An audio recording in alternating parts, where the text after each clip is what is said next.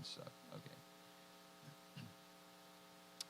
For those of you, I guess I'm talking to no one in particular right now. For those of you who did read the lesson last week, you'll notice that the text that they show is in an NLT translation. I think someone asked the other week about what translation I was reading from. NLT stands for New Living Translation. And it's a revision of the old Living Bible that some of you probably have heard of. It's the Living Bible was originally, I think, introduced in about the 1970s, and this New Living Translation is a reworking of that text, which I think came out in 1996. So it's a little more recent than that. All this, of course, is of no relevance at all unless you actually read your Sunday school lesson, but I just want to let you know about that. I will point out a couple things about that translation as we go forward.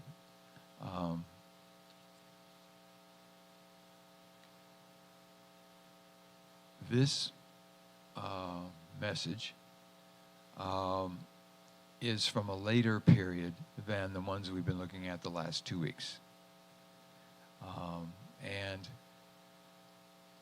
it's interesting to look at it from that point of view. Remember the last 2 weeks we were in Zephaniah and Habakkuk?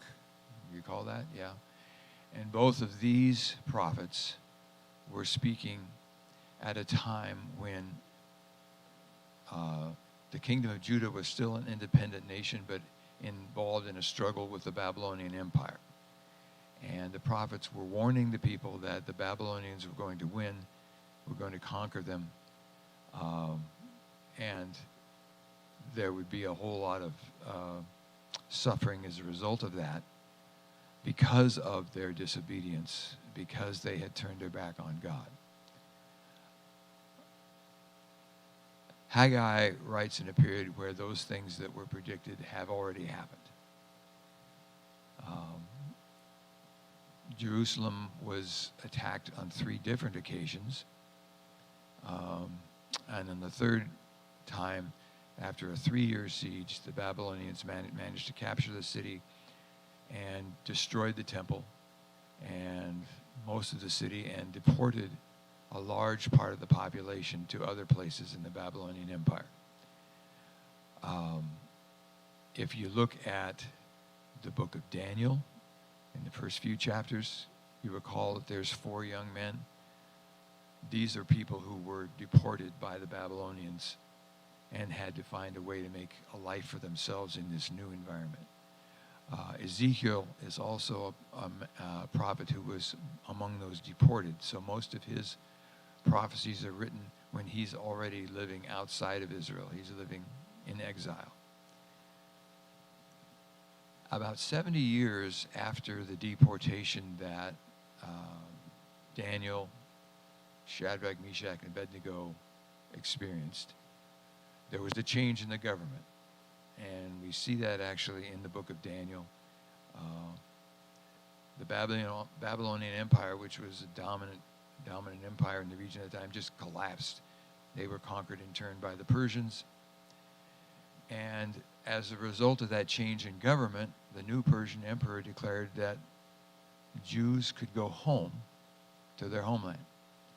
Now, this return had been predicted by Isaiah and Jeremiah and other prophets, but it really was a very unlikely event, and yet it happened. And we see then, if you look in the books of Ezra and Nehemiah, how that process of people returning, they didn't all come back at the same time. But this book is set in a time when some people had come back, and the emperor of Persia had actually not only allowed the people to go back, but he had declared that there should be money made available to them to rebuild their temple. And this was kind of the key task as far as the emperor was concerned, is sending these people back. They would rebuild that temple and restore the worship of the God of Israel again. Now, it wasn't because the Persians particularly liked Jews especially. In fact, if you look in the book of Ruth, the book of Esther, you see that there was tension. Esther is a woman who's living in the Persian Empire, and there's a lot of tension and a very close brush with disaster, actually, for Jewish people in the Persian Empire. But they had a policy of supporting the local gods of all the different nations that they ruled as a way to keep people loyal to them. So that was what the Emperor Persian wanted to do. And therefore, their failure to do this would have been of some concern from an administrative point of view. But not everybody was happy to see these people come back. During that 70-year period, other people had moved in. And they had gotten settled with their own life, and here comes these folks that had been gone for 70 years, and they're talking about, well, we're going to rebuild the temple. As we look in the book of Ezra, you can see that first some of the local people said, well, we'll help you build the temple. And the Jewish people said, no, you can't build the temple. This is our temple. So it created tension. And as they began to build the temple, then there was political pushback from local authorities, very parallel to what you see in the book of Nehemiah when Nehemiah came to rebuild the wall. There was political pushback from other local people to try to prevent this from happening. So, because of that pushback, the exiles stopped trying to rebuild the temple. And that's the point at which this prophecy is presented. I will read some of this. I'm reading from the today's English version. If you're reading along in your own Bible, it could be NIV or anything, or if you're reading along in the Sunday school text, it's the New Living Translation. Chapter 1, verse 1, during the second year that Darius was emperor of Persia, on the first day of the 6th month, the Lord spoke through the prophet Haggai.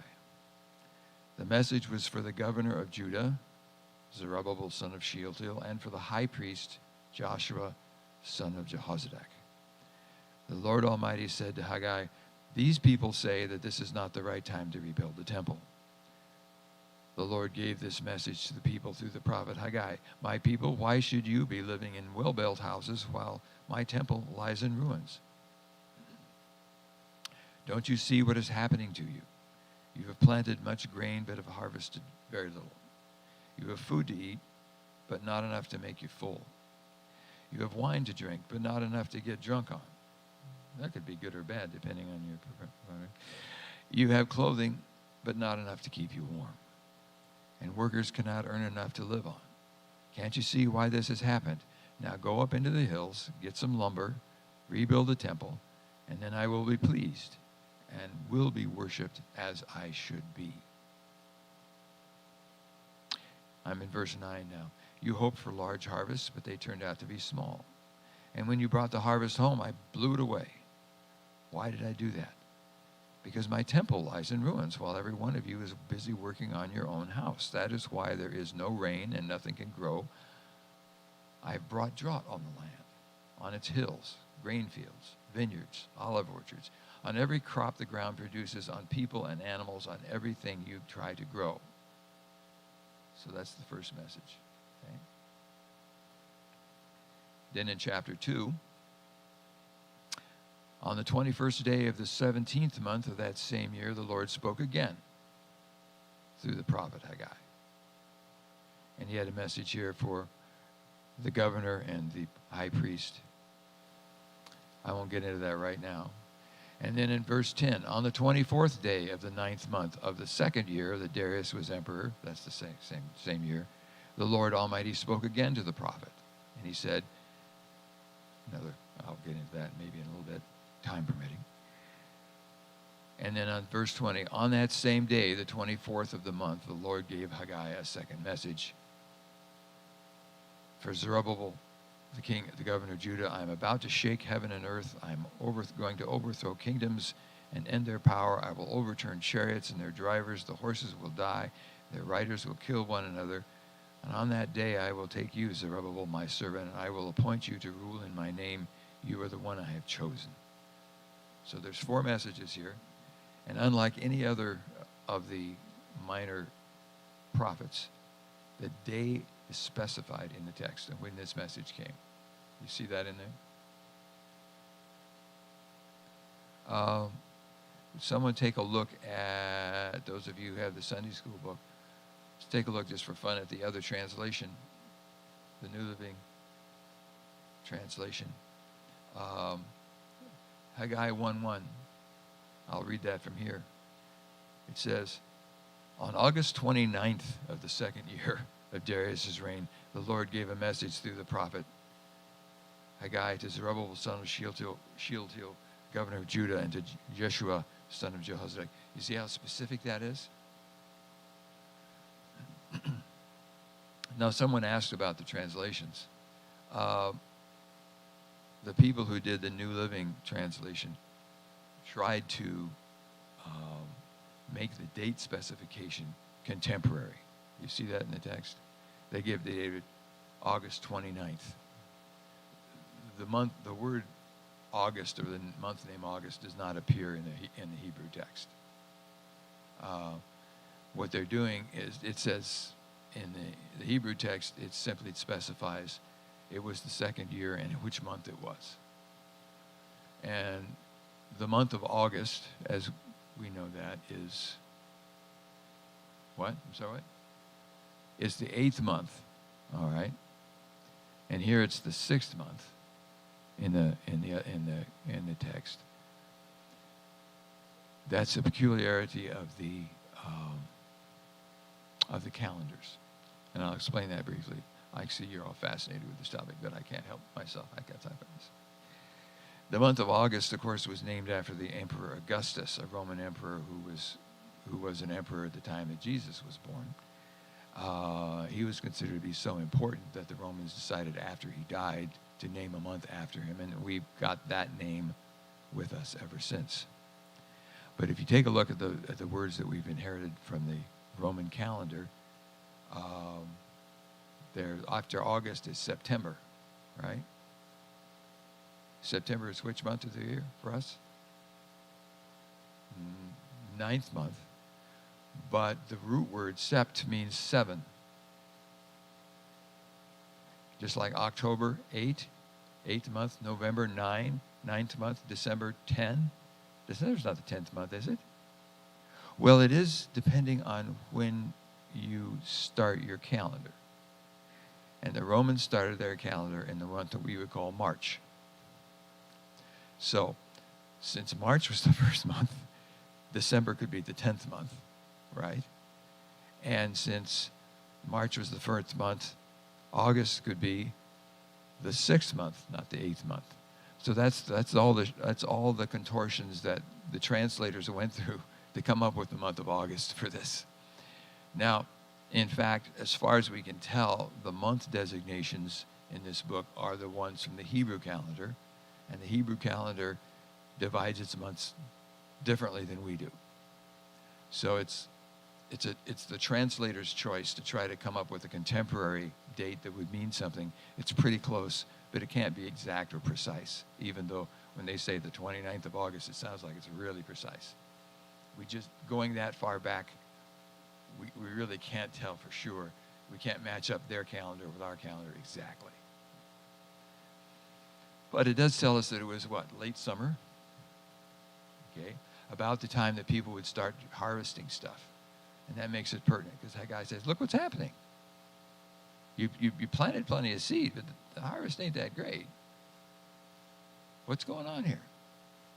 And the problem is, according to the prophet, people have set aside the task that they were sent for and decided to settle down and get comfortable in the situation that they're at.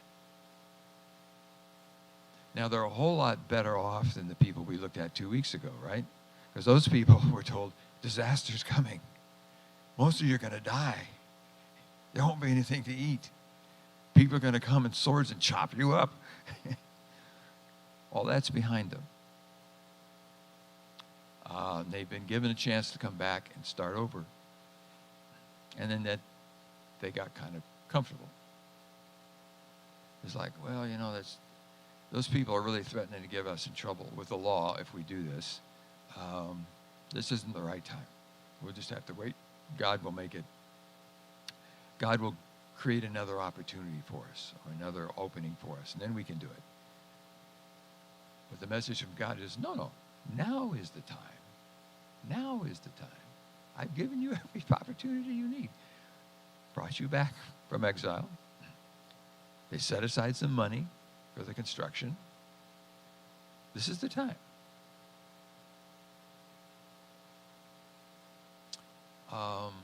In some ways, I think these people's situation is similar to our own. Now, why would I say that? Any ideas? Yes, ma'am.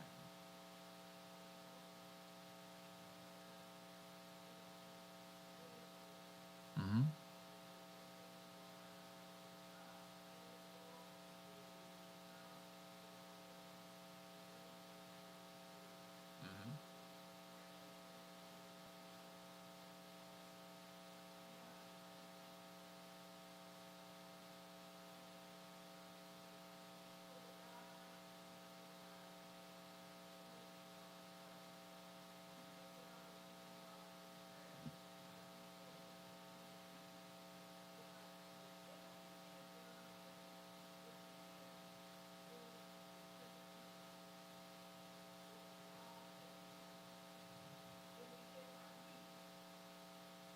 Okay.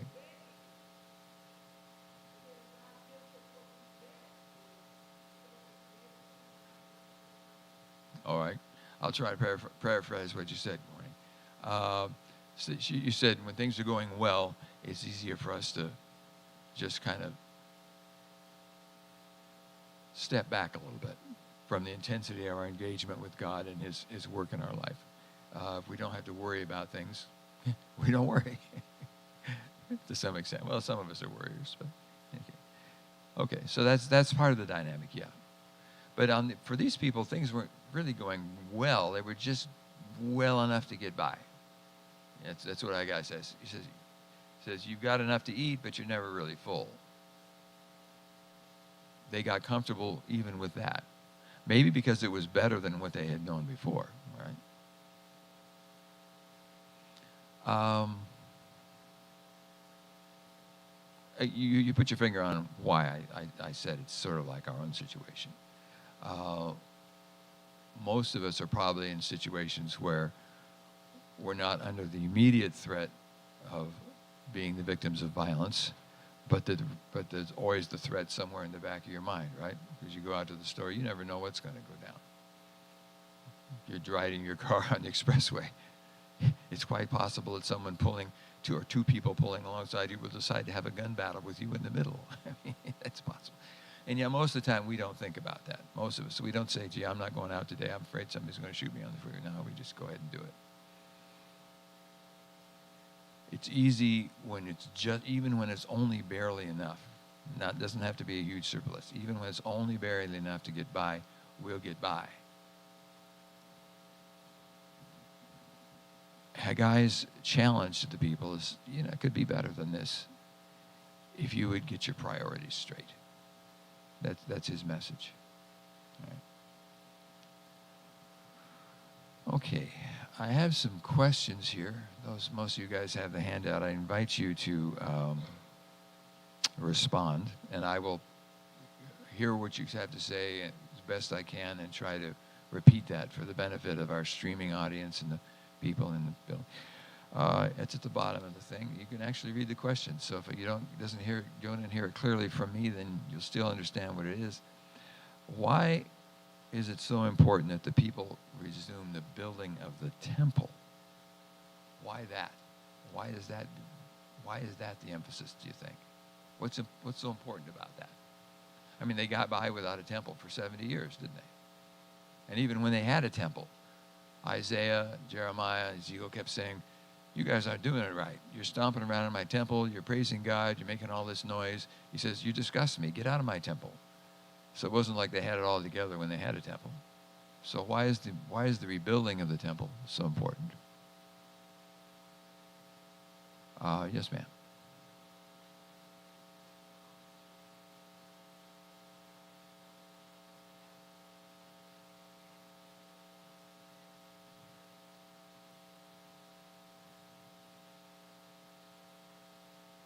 Okay, so you're saying that the temple has symbolic importance.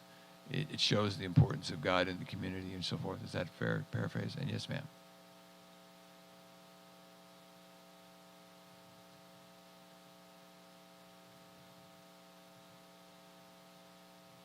Right. So, but why do you think God makes that such an important requirement for that? No. Anybody else? Yeah.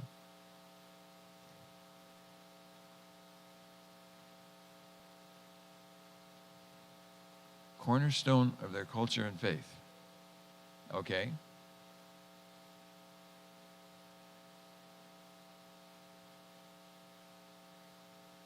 Cornerstone of the culture, you say. Okay. All right. Okay. All right. So you mean okay? So you're actually looking backward in history. Now keep in mind in their history, the temple was built by Solomon as a replacement for the tabernacle that had been built during their time in the wilderness when they were led by Moses. So it was a continuity of their culture, a strand of their culture. It was their identity was tied up to that. And all their law, there were all these laws, and so what defined them, to the extent that the laws they followed defined their culture, so many of them were tied to the temple. Okay? Yes, ma'am. Just simple obedience. Uh-huh. Okay.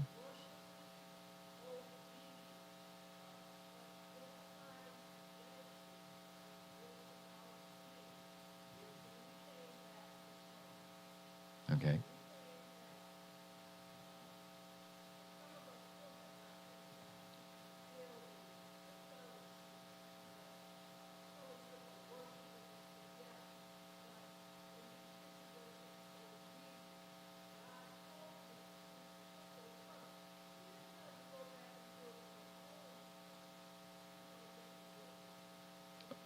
Okay, so for those who didn't hear, especially those online, it's a simple matter of obedience. That was determined at the beginning of this return that was their primary task. That was their first priority. So, so, and like I said, the circumstances under which they were able to return were unpredictable. It's like, wow, there has to be something of God in that, you know. Okay, so that was part of it. And then you also mentioned the COVID, didn't you? So in a certain sense, many of us, probably most of us, were not able to sit in this building during the height of the COVID pandemic. So we experienced a little bit of that separation or a little bit of that exile in our own lives. And then when it became safer to do so, people came back. And as you pointed out, not everyone's back all the time yet. So I'll push that question a little farther. For those of you who are here, what is important about being here? What's important enough about being in this space for you to show up this morning? And if you don't have an answer for that, that's okay. I hope you're awake. Okay. Yes, ma'am. What? Community. Okay. It's participating in a community. Yes, ma'am.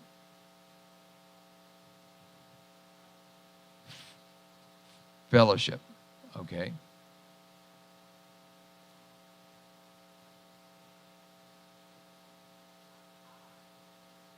You like people. Okay. Well, yeah, it helps if you like people. If you don't like people, it's a little more of a stretch. Yes, ma'am. Uh-huh.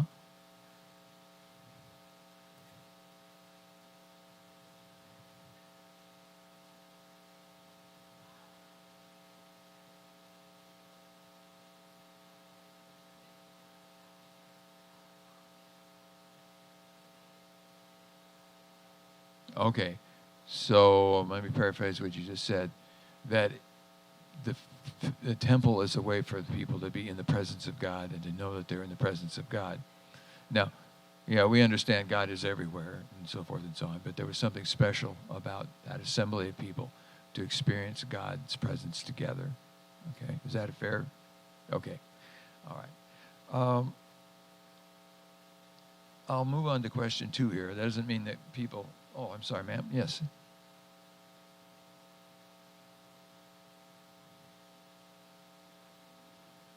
Okay.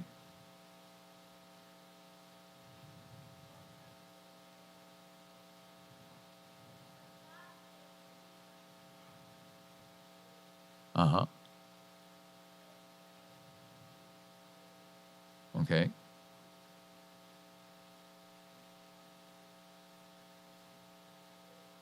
Okay.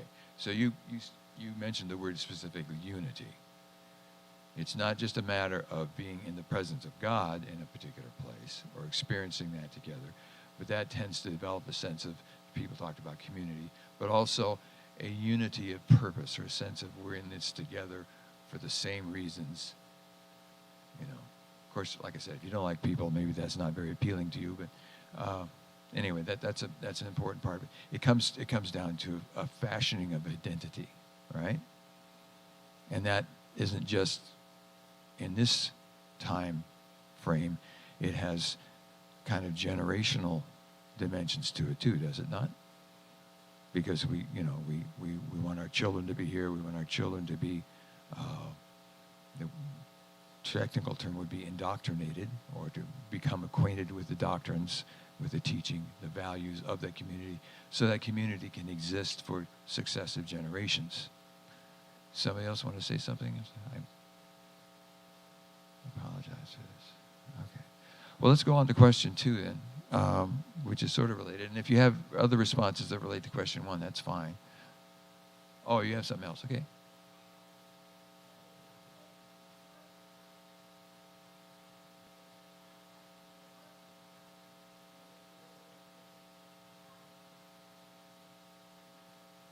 Okay, now by new generation, are you talking about in the context of this text, or you can talk about our own time? In what? Yeah. Okay. Okay. Okay. In the time of Haggai. Okay. Okay. I'm sorry. Yeah, history does repeat itself, or at least it rhymes, some people say. Uh-huh.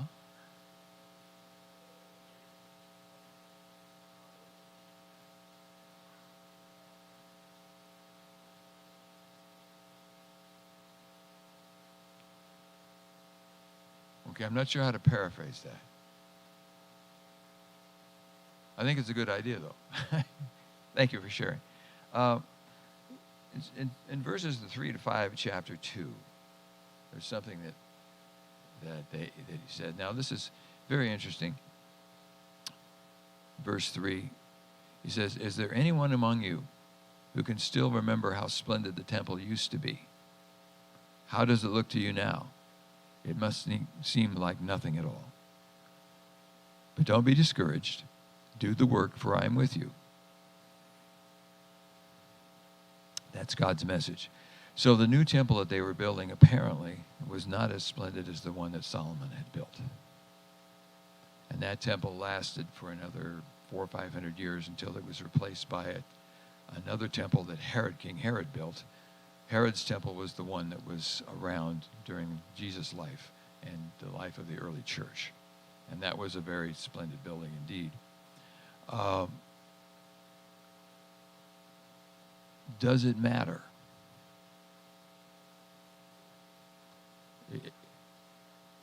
No, I'm not the attitude, but I'm saying the condition of the building, or the size of the building, or the expensiveness of the building. Does it matter? Apparently these people were feeling that it did matter. But yes, ma'am.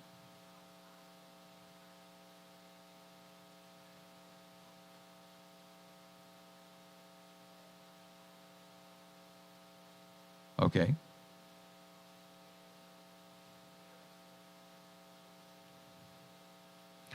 Okay.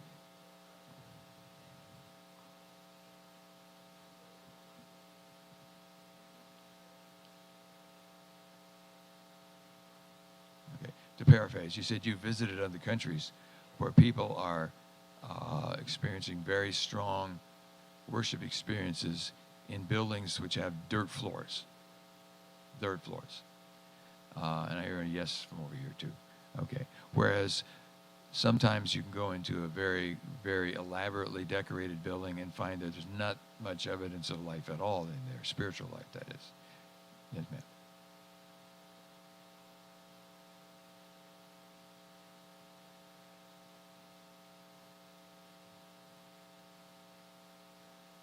Okay.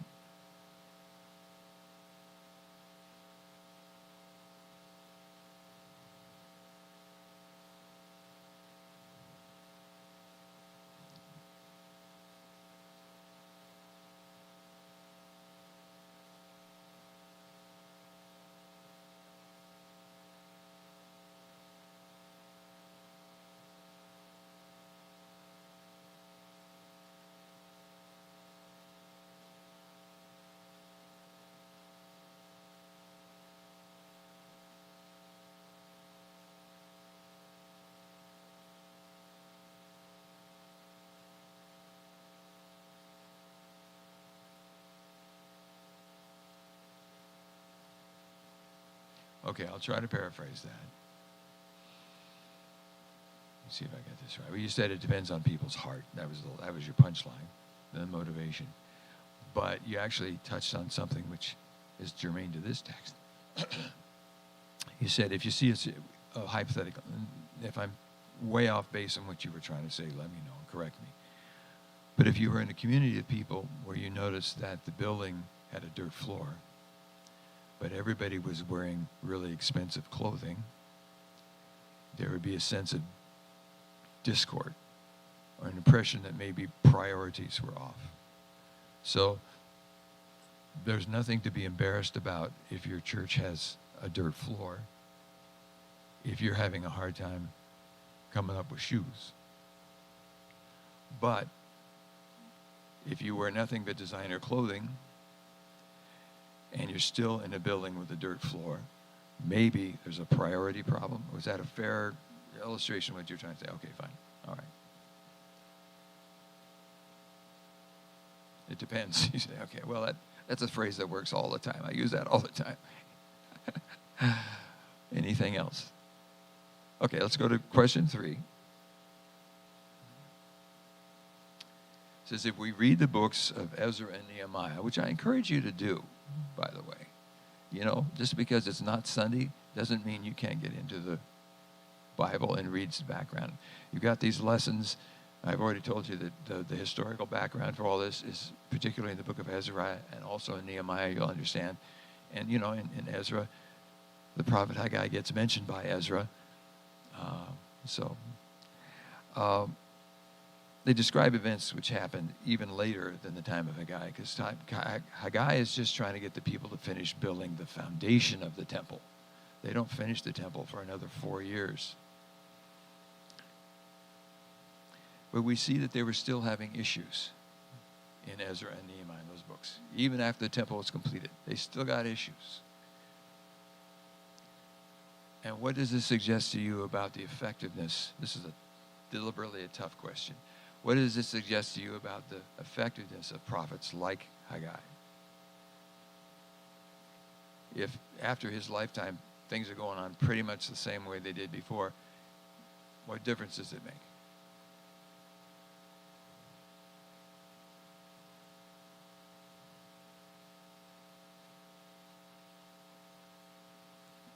Well, I appreciate the silence. It gives me a chance to catch my breath. But, yes, ma'am. Mm-hmm.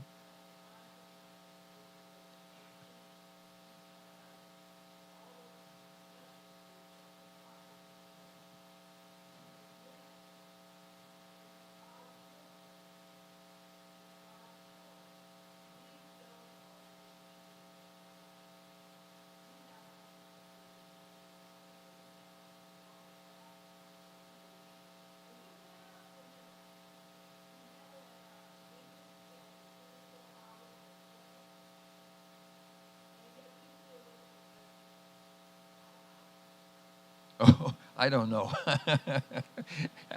Well, no, your observation is a very pertinent one. We're not so different, okay? We have the same messages that they got, plus a whole lot more. And it hasn't made us perfect either. Yes, ma'am, in the back.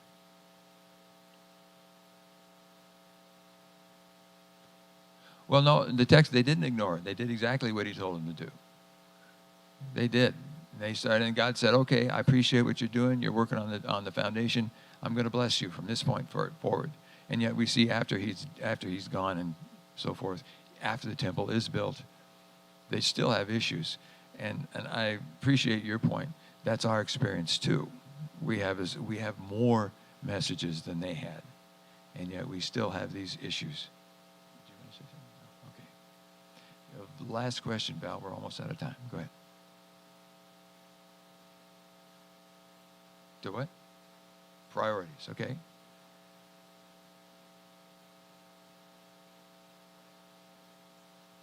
Okay.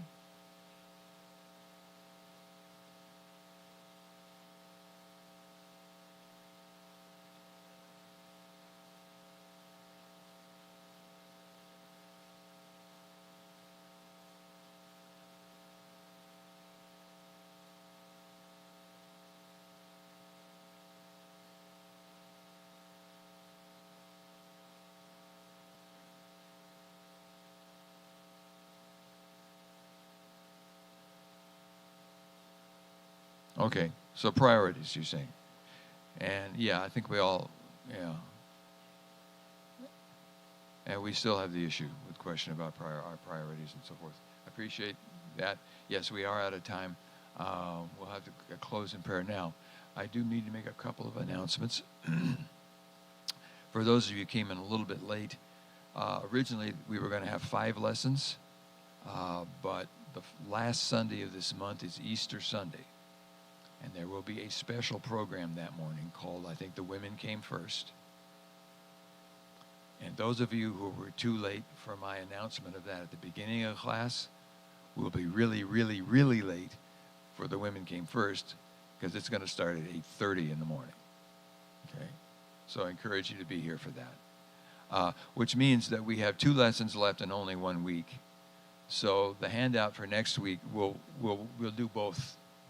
We'll do both Zechariah and Malachi.